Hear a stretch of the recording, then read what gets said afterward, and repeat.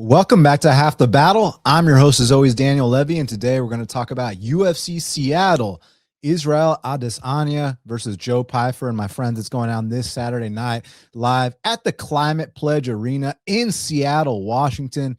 You got the Hall of Famer, the former two-time champion, Israel, the last stylebender, Adesanya, putting his top 5 spot on the line against Mr. B, Joe Pyfer. This is either going to be a y'all must have forgot moment or a passing of the torch, and I can't wait to get into it. So my friends, without further ado, smash the like button, hit the subscribe button, and let's get down to business. Because in this main event, we got the former champ, Israel Adesanya. He's 24-5, taking on Joe Pyfer, who's 15-3. Currently, they got it. Izzy minus 130. The comeback on Joe Pyfer is plus 110. So Izzy, 7 years older at 36, 2 inches taller at 6'4", and has a 5-inch reach advantage at 75 inches of reach. So great matchup, because this is going to let us know exactly where both guys are, right? Like with Israel Adesanya, I mean, a prime Izzy doesn't just beat Joe Pyfer, but he gives him an absolute clinic. I'm not going to say a tour of the octagon, because tour of the octagons usually involve wrestling. And we know Izzy doesn't do all that. Izzy in his prime would keep Joe Pyfer at the end of his straight shots, jab his face up, circle, calf kicks, body shots.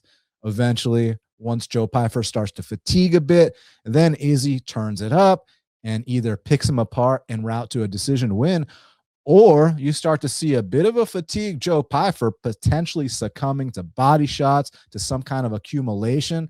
And Izzy goes on to bigger, better things. The thing about it is, it's hard to speak in historical terms when regarding this fight, because in historical terms, Israel Adesanya hasn't lost 4 of his last 5 fights.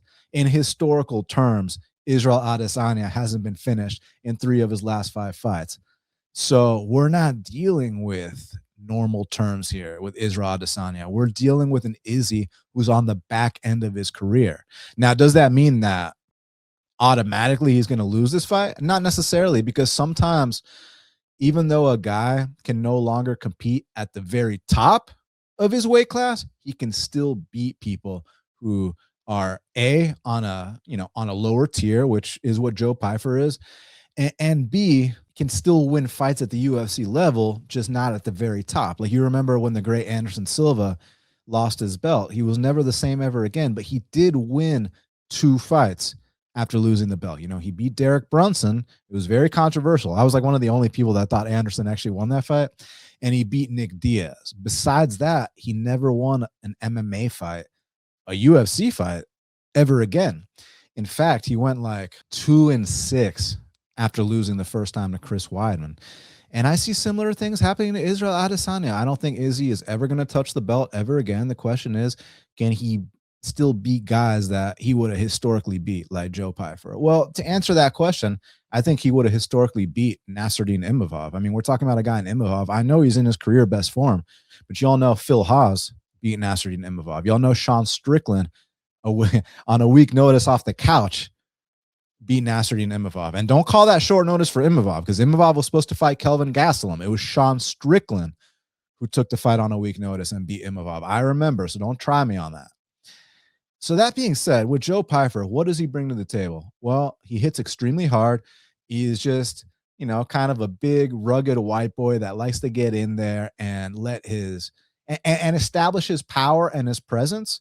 But he also has a bit of grappling in his back pocket, like you saw in that last fight against Abus. I think a lot of us were surprised, not that he won the fight, but the fashion in which he won it. I didn't think that he was going to go out there and choke a guy like that out.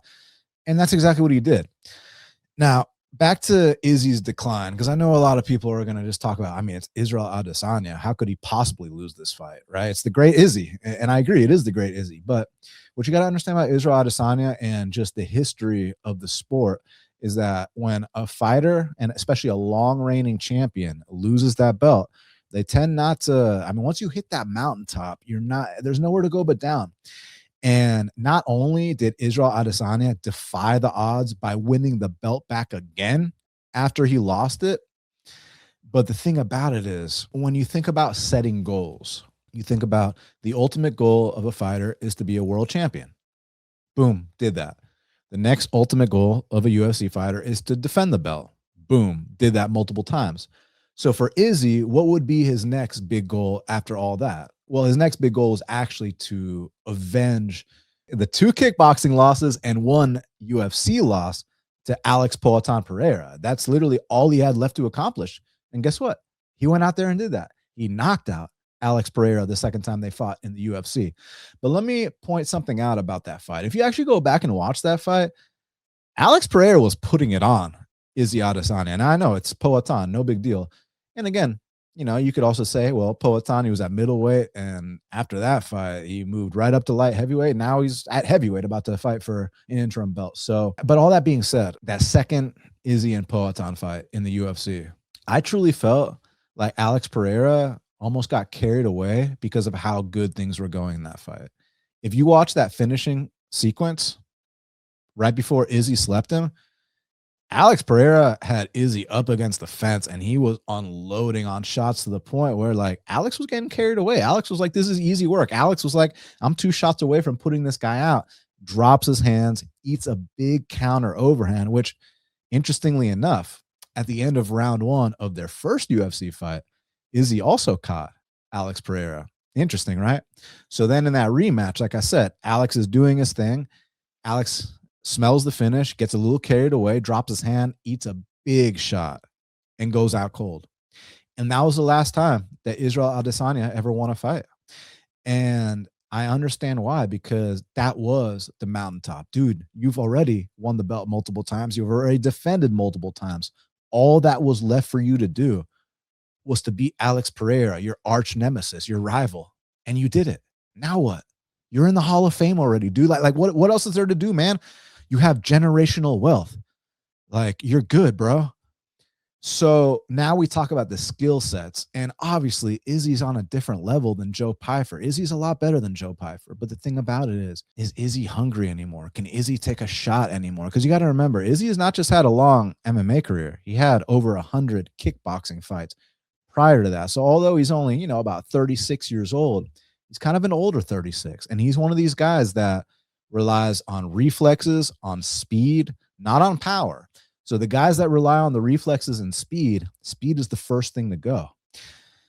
So similar to the great Anderson Silva, I just feel like we're at a point now where you're going to start to see Israel Adesanya lose to guys that he would have easily beat in his prime, including Joe Pyfer. Joe Pyfer is a guy that, dude, you give me a prime Izzy against Joe Pyfer. I mean, at these odds, at minus 130 odds, I'd literally put my whole account on Izzy. But I don't feel like we're getting that same Izzy. I don't feel like that same Izzy has been here for a long time. I mean, even prior to the 2 Poatan fights in the UFC, what about that Jared Cannonier fight on International Fight Week when people are literally leaving the building mid-fight? Like, that was some of the worst stuff I've ever seen. Izzy's been on a decline for a hot minute, my friends. The Sean Strickland fight, like, the way Sean Strickland treated him, the way Duplessis treated him, and then you give him a step down in competition in Imavov. Like I said, I respect Imavov a lot, but, like, I don't think Imavov is... I mean, I think Imavov is a legit, top 5 guy, but I never viewed Imavov as like a top 3 guy or like a future champion at all. And Imavov took everything Izzy had in that first round. And then when it was time to land on Izzy's chin, I mean, he did Izzy really sad in that second round. Like, that was a devastating knockout. And that was against the guy who Izzy would have tooled in his prime. Easily. And don't let recency bias affect you into, and make you start thinking things that aren't true or start overblowing how good Imavov actually is. I'm not saying he's bad by any means. I called him a top 5 guy. That's what he is. But Imavov ain't no top 2, top 3 guy. And Imavov knocked Izzy out in the second round like it was no one's business. And that's a clear sign that Izzy's on his way out. So now he gets Pyfer, another guy he would easily schooled in his prime. And the things I like for Pyfer coming into this matchup are that he's already taken his first octagon defeat. Doesn't have that false arrogance and confidence of the undefeated fighter. And in that defeat, he went 5 rounds. Those are the kind of experiences that a young fighter learns from and comes back better from. And even in that Hermansson fight, you look at it and, like, Pyfer's doing his thing those first 2 rounds. He kind of gassed out from whooping on Jack Hermansson. That's something you fix in the gym. That's something that comes with maturity. That's something that you do another Another go around with Jack Hermanson, and Pyfer beats him this time. You know what I'm saying? Then I know a lot of people like to criticize Pyfer for the Kelvin Gastelum fight, which I think is fair because there were some concerning moments. But you know who also went life and death with Kelvin Gastelum? You know who actually almost got finished by Kelvin Gastelum multiple times? Israel Adesanya. I got proof. I was in attendance. It was in Atlanta, Georgia at the State Farm Arena at UFC 236. I saw it with my own eyes. So, and that was in Izzy's prime. So I'm just saying, if you're going to hold that against Pyfer, I mean, maybe hold it against Izzy too, or maybe just give both of them respect for being in there with such a seasoned warrior like Kelvin, because that's exactly what he is. Now, as far as this matchup is concerned, I could definitely see Izzy, picking apart Pyfer for a little bit. It's just Izzy can still give it, but can Izzy take it too? And I'm not convinced he can. And Pyfer, one thing about him, he might be a meathead. He might not be the brightest.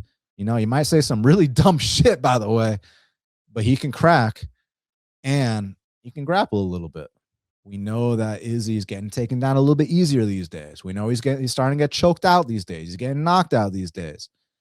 Listen, like I told y'all, historical terms, Izzy wins this fight, but I don't think this is normal terms anymore. I think this is the backside of Israel Adesanya's career, and you're going to start to see him lose to guys that he would have once easily beat, and that's Joe Pyfer. I think Joe Pyfer is going to come out here, and it's going to be super sad when you see a guy like Joe Pyfer, who couldn't even sniff Israel Adesanya's jockstrap at one point, come out here and beat Israel Adesanya in demoralizing fashion. I'm going to pick Joe Pyfer for the upset to come out here and finish the great Israel Adesanya. Next up in the flyweight division, we got a rematch between Alexa Grasso. She's 16-5-1, taking on Maycee Barber, who's 15-2. Currently, they got it Maycee Barber -170. The comeback on Alexa Grasso is +145. So Alexa is 5 years older at 32. Both women 5'5". Alexa has a 1-inch reach advantage at 66 inches of reach. So interestingly enough, I actually bet on Maycee the first time they fought many years ago. Many years ago, by the way. And it was a very close fight. Alexa definitely edged it out. Maycee had a big third round, but the first two, the first round was kind of close. Second round definitely give to Grasso. Third round goes to Barber. But now they run it back, and Maycee Barber's on a career best win streak. She hasn't lost since that fight. She's putting on the kind of win streak where she wins this fight, and she is getting that title shot. And for Alexa Grasso, I mean, she went all the way to the belt after the Barber win. She dethroned the great Valentina Shevchenko. A lot of people can call it a fluke. And maybe they're right, because when you see the two subsequent rematches against Valentina, she didn't have even the same modicum of success. You know what I mean? Like, there was that bullshit draw in the second fight, which should have been a win for Valentina. And then the third fight, Valentina didn't just mop the floor with her, gave her a tour of that octagon straight up. So then Grasso comes back, and I know Natalia Silva is amazing. I love Natalia Silva, but like, Grasso wasn't even remotely competitive. And I feel like Grasso's game's been figured out. She's got fast hands. She's got some decently opportunistic jiu-jitsu, but her takedown defense is abysmal. Her physicality for the weight class is simply not there. And I feel like, even though she's got that Mexican heart and spirit, I feel like she's actually been getting a bit demoralized in these fights. And Maycee Barber is someone where, if your confidence ain't quite up to par with this current version of Maycee Barber, she's a brute, and she's going to go out there and bully you. And just like I picked Maycee Barber the first time, and I was wrong. You go and watch that fight, and you look at the difference in Maycee's physique then compared to now. I mean, she was a kid then. She's a grown-ass woman now. And although she's on this big win streak, at some point you got to think an L's going to come. She's got to be so motivated for this. She's wanted this rematch for years. This is like the only thing standing between her and that title shot, whereas Alexa's already been champ for more than one fight. She didn't officially defend it when she went to a draw with Valentina, but she retained the title, right? She's had her championship run, and now it's time to pass that torch to that next generation. And I think that's what's going to happen here. I think that the early going, Alexa Grasso's hands are kind of are fast, and they may give Maycee some issues. And usually Maycee, historically speaking, kind of a slow starter, takes her time in that first round. But round 2, round 3, I see Maycee Barber kind of dominating this fight and really bullying Alexa Grasso and coming out here and getting her vengeance. So I took Maycee Barber when she was -135, because I'd feel like a complete moron if I bet Maycee the first time and then I pass on her the second time. I think she's gonna get that get back this time and avenge this loss and secure that UFC title shot. So I got Maycee Barber to win this fight, and I think she might do it dominantly. Featured bout in the welterweight division, we got the retirement fight of Michael Chiesa. He's 19-7, taking on Niko Price, who's 16-10. Currently, they got it Michael Chiesa minus 525. The comeback on Niko Price is plus 410. So Michael is 38, Niko's 36. Michael an inch taller at 6'1", and it's Niko that has a half inch in reach at 76 inches of reach. So, you know, you got two vets going at it. It could be both of their retirement fights. I know for a fact that it's Chiesa's retirement fight, but Niko loses this, and it's probably his last UFC fight. And I'm surprised he got cleared. You know, he just got knocked out by Veretetnikov not that long ago. And one could say, well, Chiesa doesn't really have the threat of knocking anyone out. You say that, but y'all seen Chiesa's fight with Jorge Masvidal, which interestingly enough was actually at the same venue that this fight's taking place at. Well, I know the end result was Jorge Masvidal darce-choking Chiesa, but if you actually watch that fight, Chiesa floors Jorge Masvidal in that first round, like badly, like drops him bad.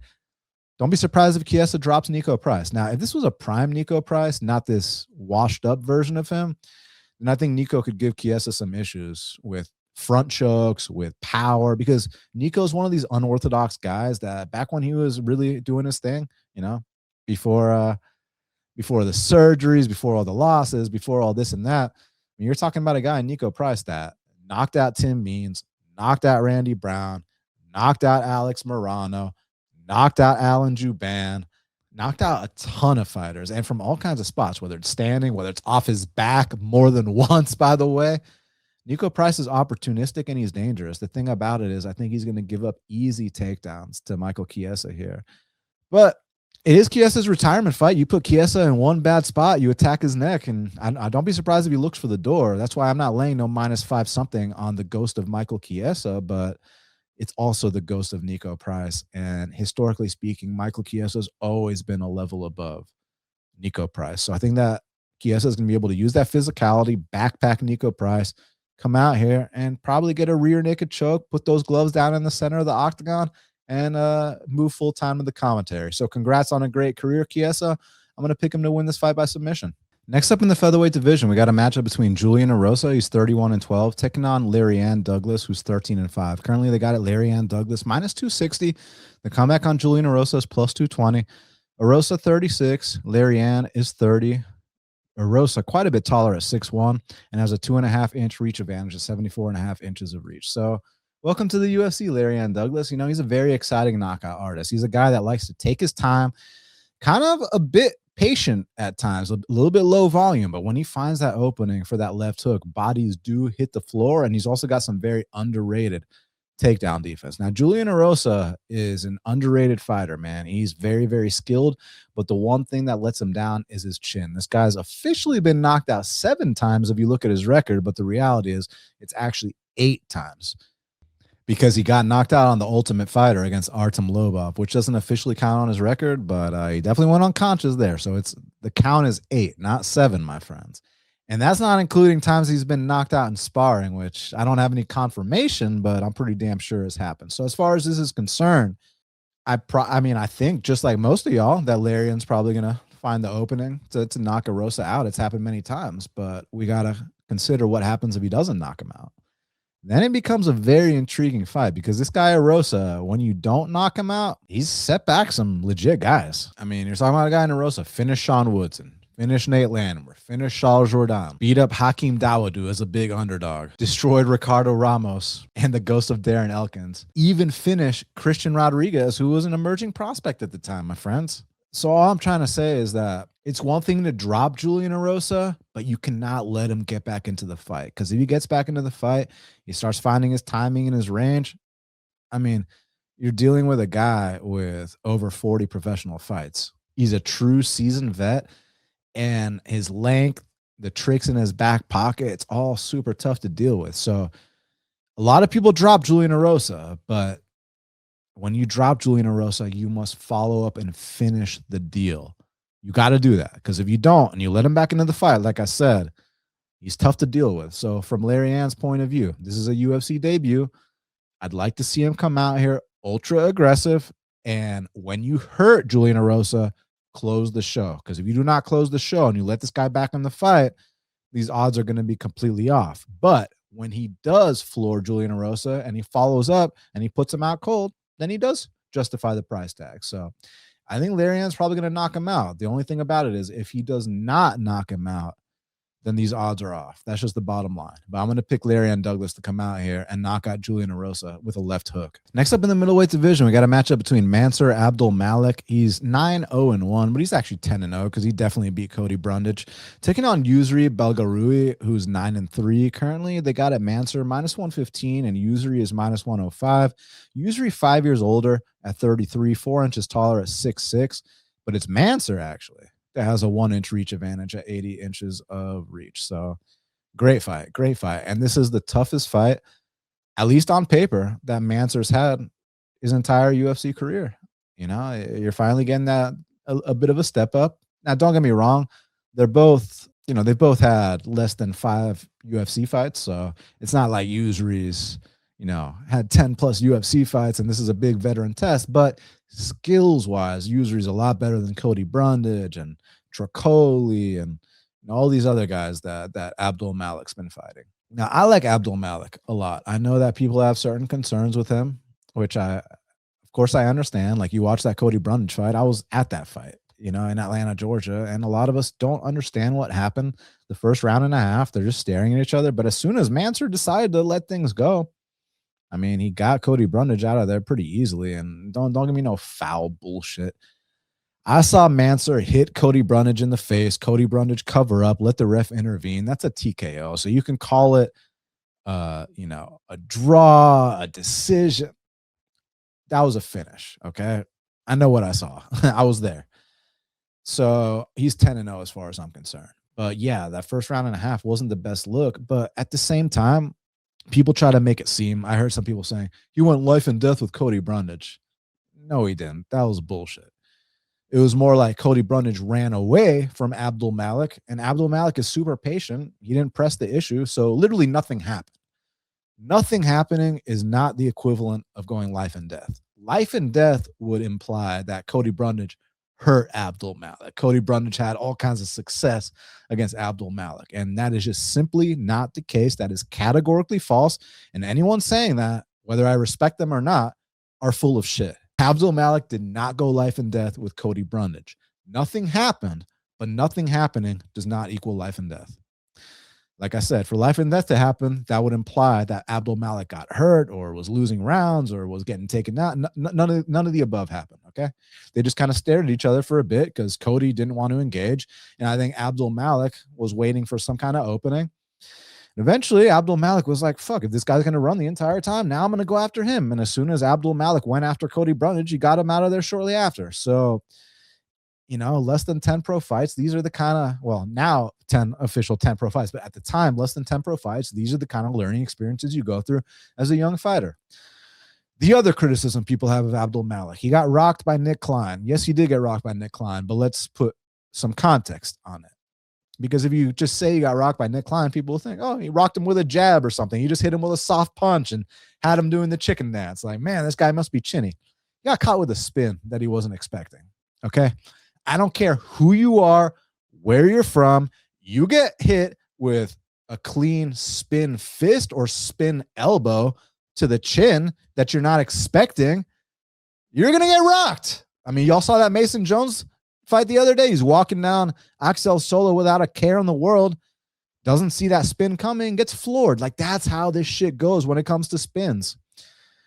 But besides that, he dominated that entire fight, you know? Now, as far as Belgaroui is concerned, he's super long. He's got that kickboxing background. And I think for his standards, his kickboxing is by far the best part of his game. But how his kickboxing actually is for UFC standards, I'd say it's decent. I'd say it's pretty good. You know, I wouldn't say it's a prime Izzy Adesanya or a prime Alex Pereira level or anything like that, but I'd say it's just solid, decent, you know, uses his range well. He's 6'6". He's got decent footwork. He's always moving, straight shots. I love those straight shots. I love the calf kicks, the step through knees. He's got a lot going for him. And he's come a long way too. If you watch some of those Contender Series fights he had compared to now, he's getting better. But I also don't want to overblow that win he had against Azamat Bekoyev, because Azamat Bekoyev is the literal definition of a gasser. And I'm not just saying that now because he gassed in the Yousri fight. I said that in my breakdown of the Yousri and Bekoyev fight. I've been saying that about Bekoyev when he fought Zach Reese in his debut. The other fight he had in the UFC, like, I've been saying this about Bekoyev for a hot minute, not because I'm just making shit up, but because it's the absolute honest truth. And that's what I'm here to deliver to the fans I have to battle and just MMA fans alike. I'm here to deliver the truth, whether it hurts or not. And someone's going to be like, oh, you're discrediting Yousri's performance. No, I'm not. I'm not discrediting anything, because let me tell you something. What's my proof of Azamat Bekoyev being a gasser? Let's not even talk about the Yousri fight. How come this guy went to a split decision with Dylan Budka? Huh? Because he gassed out. When you're going to split decision with Dylan Budka and you got more than twice the experience as him, you're gassing out against the guy like Dylan Budka. When you saw what happened when Dylan Budka came to the UFC, he's getting blown out the water. You know what I'm saying? And this dude, Bekoyev, went to a close split decision with him where he was huffing and puffing bad. That's all the proof I needed. This guy was a gasser. So when he gassed after round 1 against Yousri, I was not surprised. And then in between rounds 2 and 3, Bekoyev sitting on his corner with his head completely down, dejected. Yeah, I know he's got that Russian last name, so it sounds like, oh man, this guy must be the next this or that. No, he's not. No, he's not. Okay, that guy's a fraud. But I'm not going to discredit Yousri's win, because Yousri still went out there as a big underdog, showed up, and he showed out. But now you're fighting a freak athlete in Mansur Abdul Malik, a guy who's got that one-hitter quitter, a guy who is a former D1 wrestler, and a guy who, you know, is favored by God. You know what a guy who's engineered by God. You know what I'm saying? Now, it could be first UFC L time, because no one's exempt from that first UFC L. I don't care who you are. And if it's first UFC L time for Abdul Malik, then I genuinely believe that he's going to come back and be a lot better. He's going to learn from it. But could also be first UFC L time for Yousri. Yousri, one thing about him, being that tall, he's got that tall man's defense. Late into that fight against Bekoyev, he got rocked with an overhand, but Bekoyev, you know, he's a wrestler, man. He's a gasser. He rocked Yousri and didn't even follow up. Whereas a guy like Abdul Malik rocks you. Y'all seen that clip of that ground and pound footage he got on the regional scene? Like, oh my God, like when he is on, he kills guys. So I think there's a chance, I could be way off about this, I think there's a chance we're getting a discount on Abdul Malik here, unless it's first L time. That remains to be seen. But listen, I'm still high on Abdul Malik. I know there's been some questions about certain things, but in those questions, it's never been him getting his ass whooped. It's never been him getting exposed. It's always been, you know, maybe you want to see a little bit more because you have high expectations for him. Guess what? I got high expectations for him too. So I agree with y'all. I also want to see more from Abdul Malik. I really do. But one thing I genuinely believe is that you got to get someone in there with him that's going to push him and test him. Cody Brundage running away the entire fight, being terrified of this physical specimen and not wanting to engage, that's not the test I'm talking about. Yousri Belgaroui, that's the test I'm talking about. You know why? Because Yousri's going to make Abdul Malik fight. Yousri's going to get in Abdul Malik's face. And I like that, because on one hand, you're going to get to see, hey, is Abdul Malik just a freak athlete or is he actually a fighter? But on the other hand, if you try to really fight Abdul Malik, you're going to leave openings for him to get off on his game. And when he gets off on his game, guys got to be carried out with the stretchers. They got to bring out the smelling salts. They got to put the flashlight in your eye, you know? So I think it's an incredible fight. I wouldn't be surprised to see it go either way, but I'm going to go with my prospect, Mansur Abdul Malik, to continue the win streak and to put some hype back on his name. I feel like that Brundage fight kind of took the winds out of the sails of the Malik name. People think this guy's a fraud. This guy's not really a good prospect. I disagree. I think that was just a result of Cody Brundage running away the whole fight like a you-know-what, you know? Belgaroui is not going to fight like a you-know-what. And in turn, that's going to make Abdul Malik fight him back.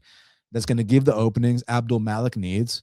And I think Saturday night at the Climate Pledge Arena, you're going to see Abdul Malik get his hype back in violent fashion. I want to let y'all know about the sharpest and most well-rounded sports betting Discord I've ever been a part of. I'm talking about Narco Cops Premium Discord. My friends, these guys won over 170 units in 2025 across all sports. Obviously, they specialize in UFC, but these guys are out here crushing in boxing, in bare knuckle, NFL, college football, college basketball, NHL, soccer, golf, tennis, MLB. But of course, the focus is combat sports. They have live betting on every single UFC card, and it's a community feel like no other. One thing I really like about Narco Cops Discord is that there's zero egos involved. Narco Cop takes care of the UFC and the bare knuckle, but he's got individual handicappers for boxing, for hockey, and soccer who are absolute heavy hitters. I mean, his boxing handicapper is ridiculous. And I got to tell y'all, bare knuckle boxing was a huge money winner in 2025. So my friends, I want to hook y'all up with 50% off your first month on Narco Cops Premium Discord. All you got to do is click the link in the description and enjoy 50% off the sharpest and most well-rounded sports betting Discord in the game today. Next up in the lightweight division, we got a matchup between Terrance McKinney, he's 17-8, taking on Kyle Nelson, who's 17-6. Currently, they got it McKinney minus 170. The comeback on Nelson's plus 145. Nelson, 3 years older at 34, an inch taller at 5'11", but it's McKinney that has a 2.5-inch reach advantage at 73.5 inches of reach. So, interesting fight. You know, I want to call both these guys round one or bust, but it's actually Nelson who lately has been winning some fights that have been extended. But y'all know, if you've been following the sport ever since Nelson's been in the UFC, he used to be a round one or bust guy, just like McKinney. He used to go balls to the wall, was a super hard hitter, and if he can't get you out of there, he tends to fade. He tends to break. Now, similar things can be said about McKinney, but I like the fact that Nelson, now he's winning extended fights, and, you know, he went from being a guy who I thought was just going to wash out of the UFC on his first contract to, hey, he's still here today, man, so I give him a lot of credit for that. With McKinney, I don't want to sit here and say, if this guy finally puts it together, look out, because he's had 25 pro fights. So he is who he is at this point. He's 31 years old. This is not a guy where it's like, man, the one he finally puts it together. No, him putting it together is going out there and steamrolling you in that first round. And that's just the bottom line.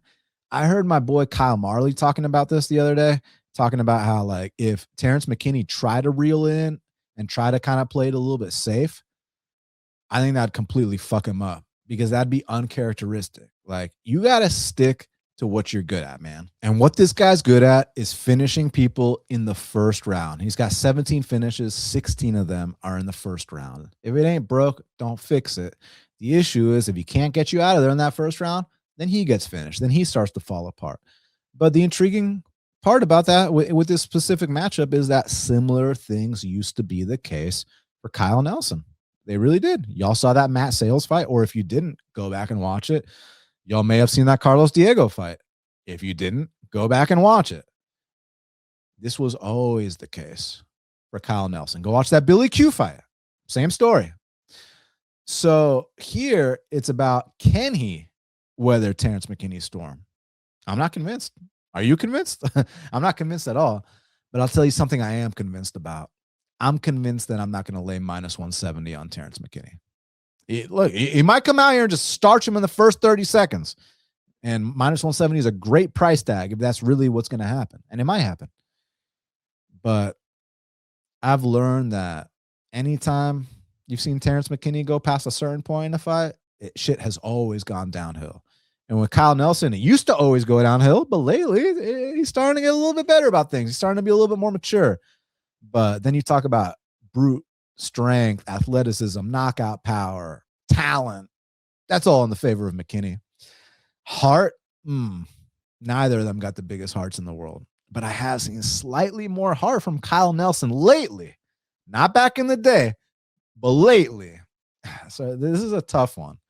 I think this is one where you bet McKinney up front, and then if Kyle's still there at the 2-minute mark, then you live bet Nelson. But for me, I'm probably just going to stay away from this fight unless something super obvious happens and I get in on some live entry, or if I hear some info, between now and the time the fight happens. But pure pick, I'm gonna go McKinney, man. I'd like to see McKinney get back on track and just get Nelson out of there with a serious onslaught in round 1. So I'm gonna pick McKinney to win this fight, and I believe he may even be from this part of the world. So give me McKinney to win in kind of his hometown. Next up in the lightweight division, we got a matchup between Ignacio Bahamondes, he's 17-6, taking on Tofiq Musyev, who's 22-6. Currently, they got it Ignacio minus 300. The comeback on Tofiq is plus 250. So Tofiq is 8 years older at 36, a hell of a lot shorter at 5'9" compared to 6'3", and he's got a 6.5-inch reach disadvantage at 69 inches of reach. So the age, the height, the reach, all go in the favor of Ignacio Bahamondes. But y'all want to know something kind of interesting that I was thinking about here? So y'all know that Ignacio has an affinity for losing to short, explosive strikers, right? Rafael Fiziev, Ludovic Klein, Makdessi, maybe not an explosive striker, but definitely a short striker, And all these guys were able to go out there, and it's like, yo, Bahamondes, you got a reach advantage over all these guys. You're younger than all these guys. Like go out there and do your thing, man. Like, you're catching these guys at great times. And nope. So he's let me down a lot at the betting window, but also from time to time, I've gone out there and it was like dog odds against Manuel Torres to hand him that first UFC defeat. That was a great bet on Ignacio Bahamondes. The bet against Zhu Rong, one of my favorite bets on Ignacio there. So he's come through for me a few times. Now with Musyev, he's a very dangerous, explosive, short striker, something that's given Ignacio issues in the past. However, the big caveat here, my friends, Musyev is past his prime.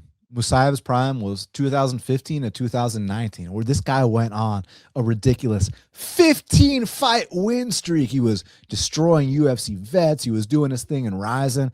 He's explosive. He's got heavy hands. And don't let that oral by fight fool you, because his takedown defense is actually not half bad.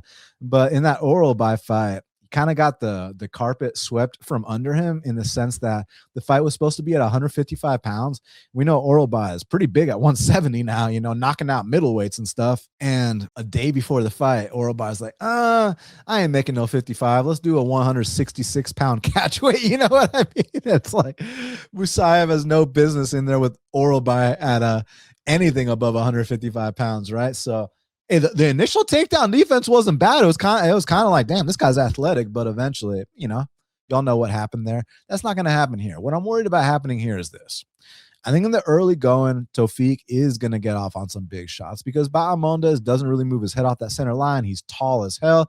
We know tall men got that tall man defense. That's just the bottom line. Going to exit the pocket with that chin lifted, those hands down.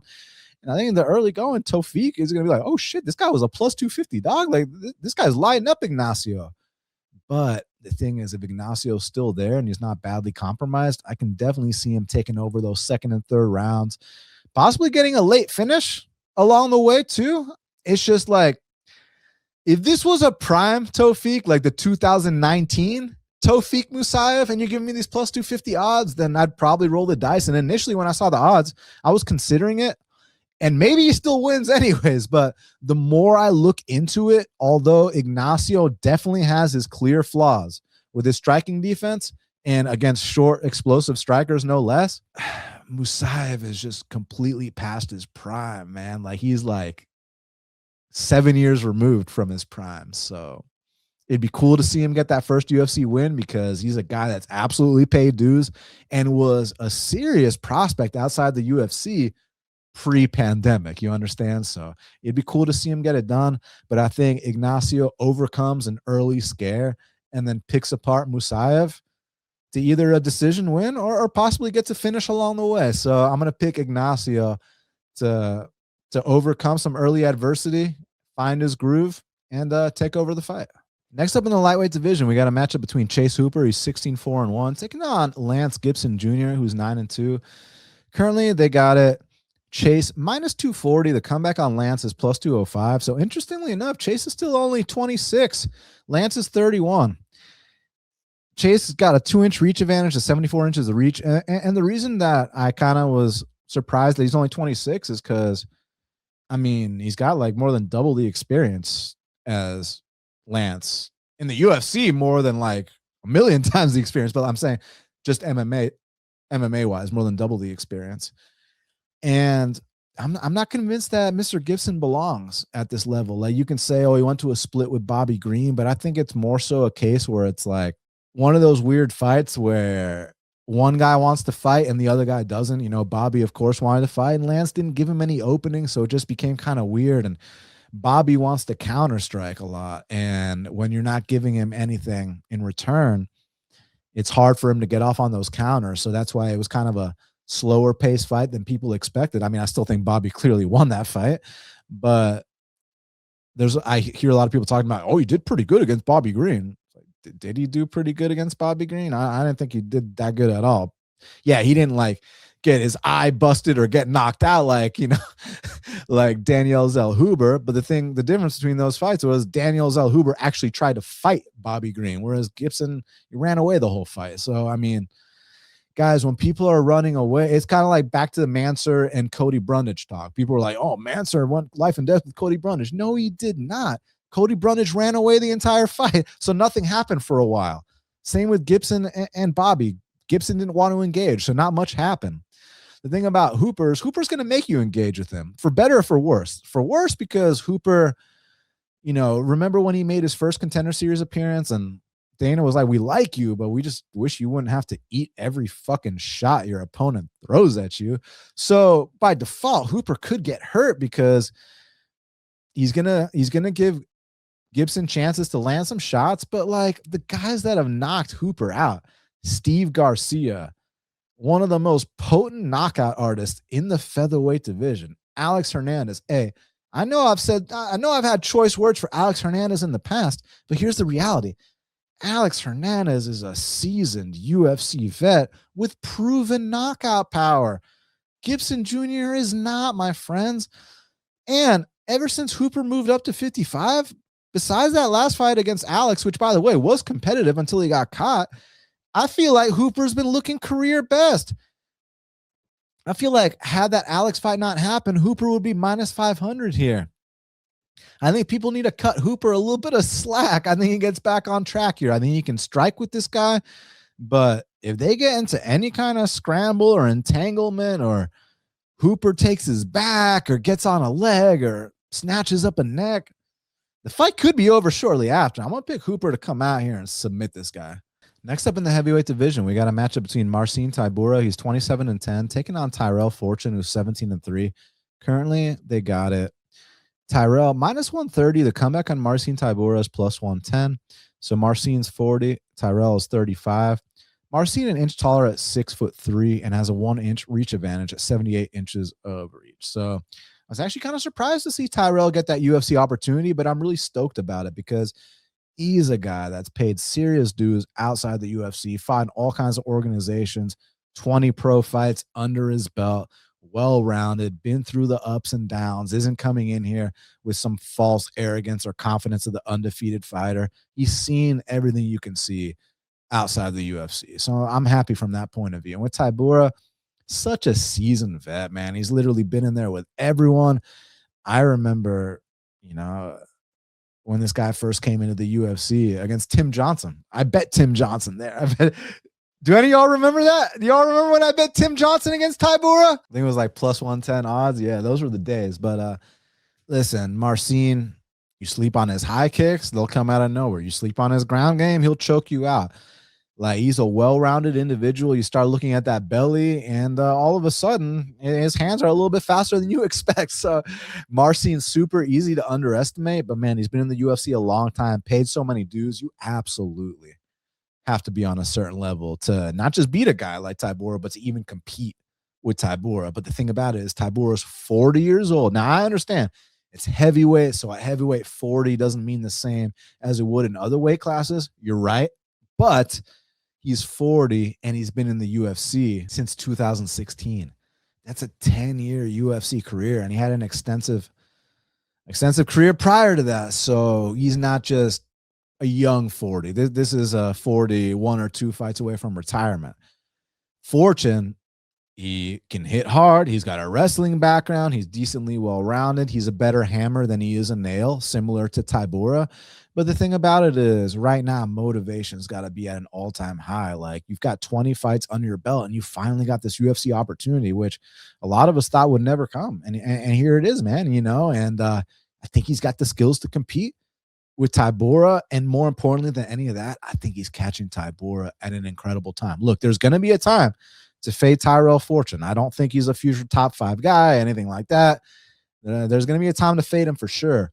But I think this is right place, right time for Tyrell Fortune to at least get one UFC win under his belt against an established, serious name in Marcin Tybura. I'm going to pick Tyrell Fortune to come out here and win that UFC debut. Next up in the flyweight division, we got a matchup between Casey O'Neill. She's 10-2, taking on Gabriella Fernandes, who's 11-3. Currently, they got a Gabriella Fernandes minus 125. The comeback on Casey O'Neill's plus 105. So Gabriella, 4 years older at 32. Both women 5'6". Casey's got a 3-inch reach advantage at 69 inches of reach. So interesting fight. I wonder where Casey's been. She's got multiple layoffs. I know she had an ACL surgery. Did she like recently re-injure it or something? Because she came back from the surgeries and beat Luana Santos, which was a big win at the time. But guys, that was like 2024. We're coming off another huge layoff. Did she like re-injure it or like what's the deal? Someone let me know in the comments. She must be going through something. But at Casey O'Neill's best, she's kind of one of these fighters where like she'll stick around. You know what I mean? Like she'll kind of take your best shots early and then pace girls in the latter half of fights. With Gabriella Fernandes, she came to the UFC with a big liability in her takedown defense, but I gotta admit it's gotten a lot better, and I like the level of competition she's not only been facing but been beating. To beat Carly Judice and to beat her in a stand-up fight, no less, where you're both putting up the kind of numbers that we like to see, and then you follow that up with the way with one of the upsets of the year against Kong Wong, who still hasn't lost in the UFC since. You love to see it. And the next fight against Stoliarenko, you're going up against a grappler and you stuff all 6 takedowns she attempts. Like, hey, Gabriella, that is the biggest step in the right direction that I've needed to see from you. So now that the takedown defense is catching up, because the physicality has always been there, the power has always been there, and we know that she can put up numbers too, like she did against Carly Judice. So I think that it's going to be kind of tough for Casey O'Neill to pace Gabriella Fernandes, unless Gabriella Fernandes just has so much success early that she gasses out and then O'Neill takes over, or if O'Neill finds herself on the back of Fernandes or something like that. Because historically speaking, Fernandes has struggled with her takedown defense, but I got to admit, it's gotten a lot better. I've been paying attention. She's come a long way. Now she's starting to feel comfortable and confident in there.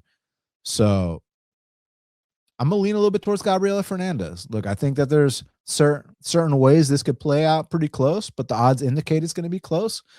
I'm gonna lean ever so slightly towards the physicality, the activity, and the ever improving and evolving game of Gabriella Fernandes to be the difference here. All right, real quick shout out. If you're not in the Home of Fight Picks Discord yet, you're leaving money on the table. They put in hundreds of hours of research on every single fight card, and in 2025, they finished up over 130 units. And they're doing something crazy for the fans of Half the Battle. Home of Fight Picks is giving away this weekend's plays for free. Just click the link in the description and join the Discord with over 6,000 members. And let's cash these parlays together this weekend. Next up in the light heavyweight division, we got a match between Navajo Stirling, he's 8-0, taking on Bruno Lopes, who's 14-2. Currently, they got a Navajo minus 600. The comeback on Bruno's plus 450. Bruno, 4 years older at 32, 2 inches shorter at 6'2", and it's Navajo Stirling that's going to have a 5.5-inch reach advantage at 79 inches of reach. So, yeah, this is one hell of a matchup right here. And with Navajo, I've kind of expected a little bit more from him. Don't get me wrong. He's getting it done. He's slick with that city kickboxing style. Great point fighter. And he still had less than 10 pro fights. So we got to cut him some slack. I know that we got high expectations for him, and he hasn't quite lived up to them to an extent. I mean, I say that. He's still winning these fights, guys. And he's clearly winning. He's not like winning robberies, but like I would have thought that he would have finished Tuco Tocos.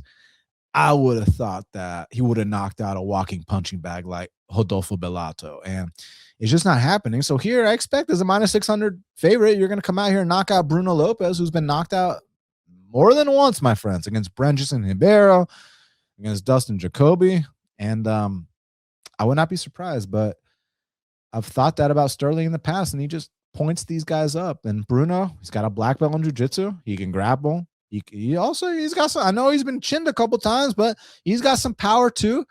And he's got twice the experience as Stirling. So Stirling doesn't show up to the best of his abilities. Things get interesting, but I think that the length of Stirling, the volume, that point fighting ability, and the fact that, okay, even though he's not getting these knockouts, he's not fighting uncharacteristically. He's not getting off his own game. Like, he's staying true to who he is, which is a point fighter. And yeah, a lot of us want to see that first knockout from him, but if it doesn't come, that doesn't mean you can't just come out here and win, 30-27 on two cards, 29-28 on the other, because he is going to have a speed advantage. He is going to have the length, and his striking prowess is on a different level than Bruno Lopes, but he's still a young kid getting his feet wet, paying dues, and that first L is going to happen at some point, whether it's Saturday or whether it's some other time down the line. But for this one, I think Stirling gets past Lopes.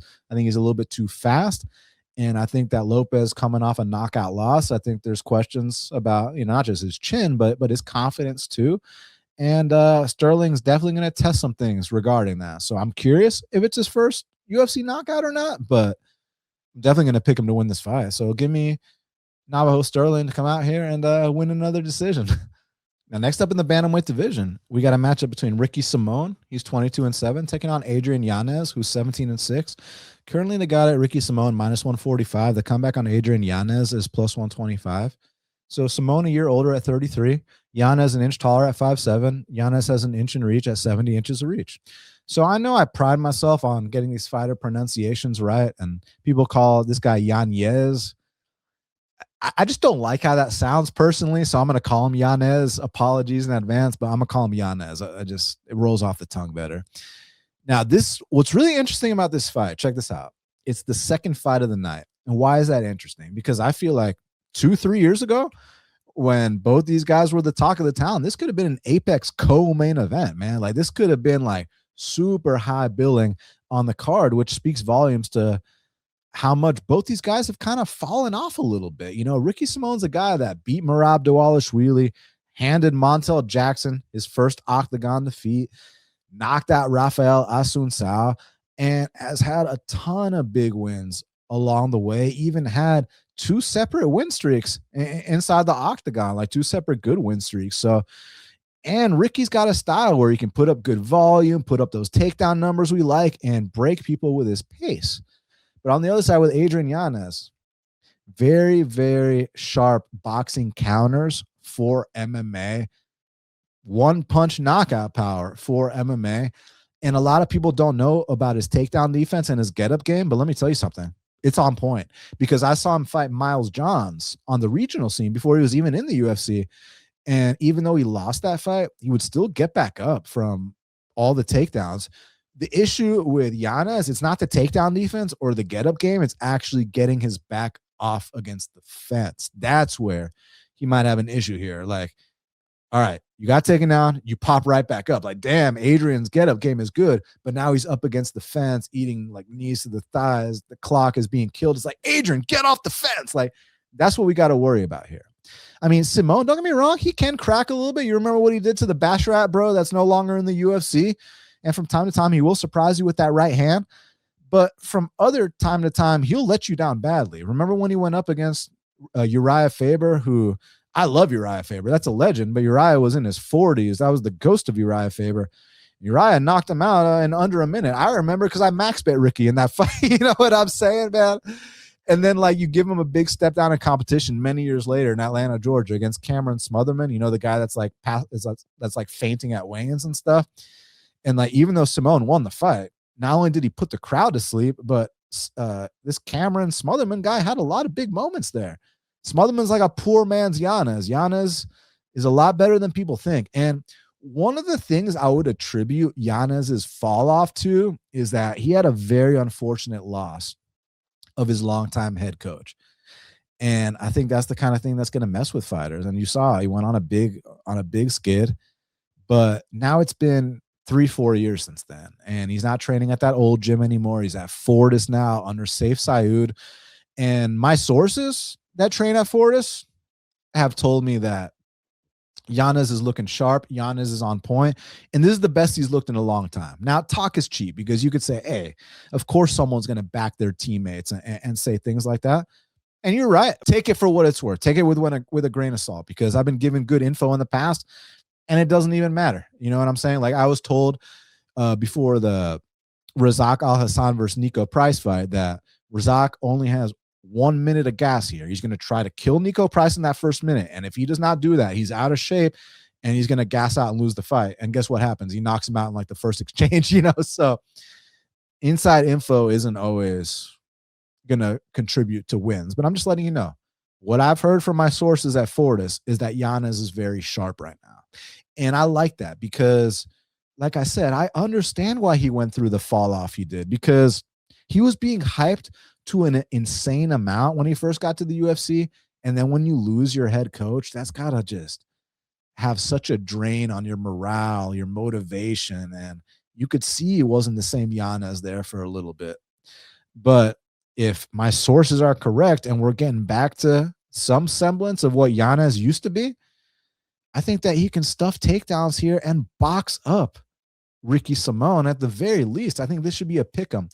I think that Ricky Simone's best days are firmly behind him. I've thought this for a hot minute, and Yanez is historically, not in every fight, but in tons of fights, he's like a big favorite. You're getting a pretty decent discount here with him at dog odds, and that's not something you often see.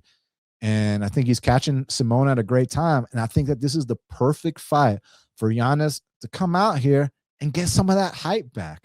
Maybe not, you know, be the same darling that the UFC fans held in such high regards, and the fans thought that this guy was going to go all the way to the top, a Dr. Pepper sponsorship and do all these things. Maybe that's not going to happen, but I think he gets back on track here. I think his hands are too fast for Simone. I think his takedown defense and get-up game are a lot better than people expect. Hopefully he can get his back off that fence. That's what I'm hoping for. And I think sharp counters are going to win Yanez this fight. So I'm picking Adrian Yanez as an underdog pick here at UFC Seattle. Kicking off the card in the strawweight division, we got a matchup between Alexia Thainara. She's 13-1. Taking on Bruno Brazil, who's 11-6-1. Currently, they got it. Alexia Thainara, -620. The comeback on Bruno Brazil is +470. Bruno, 4 years older at 32, 2 inches taller at 5'6". But it's Alexia Thainara that has a half-inch reach advantage at 67 inches of reach. Excuse me, a 1.5-inch reach advantage at 67 inches of reach. So what happened to Bruno Brazil, man? She looks so timid in these fights. She's running away the entire time. She doesn't like getting hit in the face. Don't get me wrong. No one likes getting hit in the face, but her reactions to getting hit in the face are just not easy to watch. And she just looks so disinterested. That last fight she had against Ketlin Souza, I'm surprised they're giving her another shot here, man. Like, I really am. Like, dude, like, she ran away the entire fight and avoided everything that had to do with that matchup. And y'all want to know something disgusting about that fight? The judges scored it a lot closer than it should have been. Y'all want to know something else? So check this out. Alexia Thainara landed 5 takedowns on Luma Lukebunmi, 1 takedown against Molly McCann. The fight was over shortly after. And on Contender Series, she not only landed 101 significant strikes, but she landed 3 takedowns. Check this out. Bruno Brazil got taken down twice by Shi Meng. Who? Shi Meng took down Bruno Brazil twice. That is all I have to say. If Shi Meng, if Shi Meng took you down twice, what do you think Alexia Thainara is going to do? And on the feet, Alexia Thainara can compete or surpass whatever Bruno brings to the table. It's just about chasing her down because Bruno's going to run. Bruno's going to be disinterested. Bruno doesn't want to be in there. So you got to find her. And sometimes, like we talked about with Mansur and Cody Brundage, when you have an opponent that's running away the entire time, it's kind of, sometimes you just don't want to chase them down. You want them to come to you to give you that opening. And when they don't give you any openings, that's when it turns into these fights where the crowd starts booing. So that'd be my concern here. Bruno just running away and Alexia like, yo, what the fuck? Like, I got to chase this girl down. Like, she's not giving me any openings, but she's also not doing shit to me. Like, it's just, it could be one of those situations. But ultimately, whether it's on the feet, whether it's on the ground, I think Tainara is going to win this fight by simply doing more than Bruno Brazil. So for that reason, I got Alexia Tainara to extend that win streak. So now we got to talk about the fight to watch and the fighter to watch. So my friends, what is the fight to watch at UFC Seattle? For me, my fight to watch has to be Abdul Malik versus Yousri Belgaroui. I mean, you got the undefeated Mansur Abdul Malik taking on another prospect in Yousri Belgaroui, who's 6'6", but he's taking on the freak athlete and D1 wrestler and Abdul Malik. And like, the winner of this fight is going to get a serious showdown in their very next matchup. And I don't want to call this a crossroads because I don't think that the loser of this fight is just going to go on some decline or whatever, something like that. I think it's more so a thing where the winner of this fight is just going to catapult to a completely different level, whereas the loser is going to have to pick themselves back up. And more importantly than any of that, this should be a serious banger where either guy could finish the fight at any point.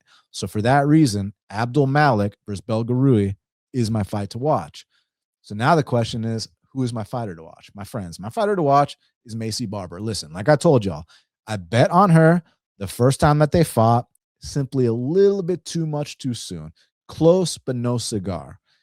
Now, fast forward, 8-fight win streak, best career form for Maycee Barber, and Alexa Grasso on the decline. Touched the belt, lost the subsequent fight after the belt, and now you got someone that's super hungry to avenge that first fight and to go on to do bigger, better things. And Maycee Barber's current form is her prime form. So for that reason, Maycee Barber is my fighter to watch. Well, my friends, we did it. It's going on this Saturday night in Seattle. Hey, do me a huge favor. Smash the like button, hit the subscribe button, leave me a comment, because check it out. Once we hit 15K subscribers, one of y'all's getting a free signed UFC 322 poster signed by the entire card. If someone was on that card, they signed this poster. Once we hit 25K subscribers, I'm personally sending one of y'all a signed UFC glove from UFC Hall of Famer Michael Bisping. And then once we hit 50K subscribers, I'm going to take one of y'all out to a Brazilian steak dinner on me in Atlanta, Georgia. So y'all hook me up and I'm going to hook you up. Shout out to the GOAT Meticulous. Shout out to the fans.